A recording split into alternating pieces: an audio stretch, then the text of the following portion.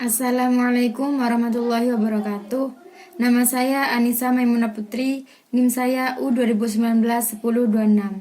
Di sini saya akan menjelaskan tentang semantik dalam Al-Quran. Di sini saya akan menjelaskan tentang definisi semantik. Definisi semantik menurut etimologi berarti studi tentang makna.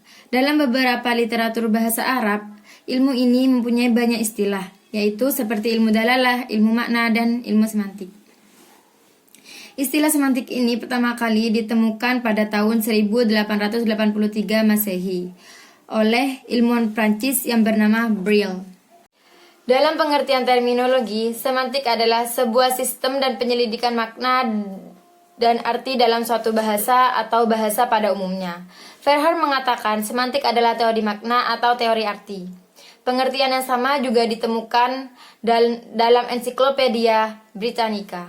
Sebagaimana dikutip oleh Pateda, semantik adalah studi tentang hubungan antara suatu pembeda linguistik dengan hubungan proses mental atau simbol dan aktivitas bicara.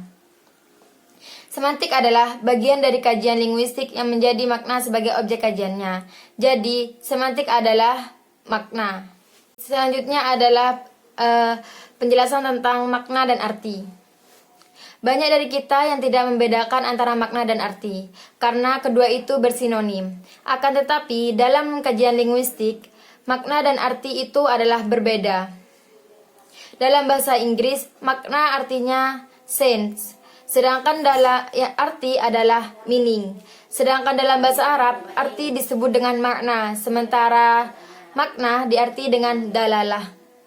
Menurut Lyons, dalam Jajah Sudharma menyatakan bahwa mengkaji atau memberikan makna suatu kata ialah memahami kajian kata tersebut yang berkenan dengan hubungan-hubungan makna yang membuat kata tersebut berbeda dari kata-kata lain.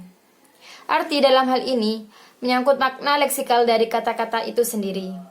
Baik, selanjutnya semantik dalam linguistik. Semantik dalam linguistik ada pada semua tataran linguistik kecuali fenotik. Formologi, morfologi, dan sintaksis selalu terkait dengan makna. Dapat dikatakan semantik bagian dari linguistik, tapi posisinya ini di atas tataran linguistik. Baik, tujuan mempelajari semantik. Mempelajari semantik sebagai bagian dari linguistik dapat memberikan manfaat bagi mereka yang bergelut dalam dunia bahasa, seperti mahasiswa, guru, penyusun kamus, dan wartawan. Jenis-jenis semantik ada dua, yaitu makna leksikal dan makna gramatikal. Yang pertama, makna leksikal, makna dasar setiap kata sebelum kata itu digunakan dalam sebuah kalimat. Pada hakikatnya disebut dengan arti leksikal. Kedua, makna gramatikal, yang muncul setelah kata itu mengalami perubahan dari segi strukturnya.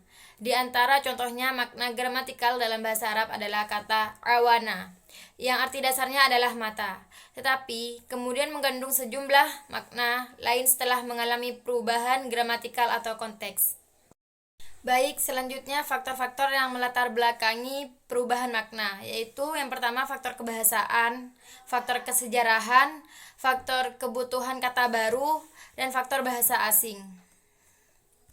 Faktor kebahasaan baik dari aspek fonologi, morfologi, dan sintaksis, yaitu contohnya seperti naswaro, yang artinya menolong, berubah menjadi baswaro yang artinya melihat. Yang kedua, morfologi, yang artinya zakaro, artinya mengingat atau menyebut, menjadi zakirun yang artinya saling mengingatkan. Yang ketiga, sintaksis, yang artinya doroba memukul, menjadi duriba yang artinya dipukul. Yang kedua, faktor kesejarahan, contohnya yaitu seperti kataba, menjahit atau menulis. Yang ketiga, faktor kebutuhan kata baru seperti komputer. Baik, selanjutnya bentuk-bentuk perubahan makna. Yang pertama tentang makna penambahan atau meluas, yang dimana yang awalnya makna ini mempunyai sebuah makna karena ada beberapa faktor lain jadi memiliki makna-makna lain.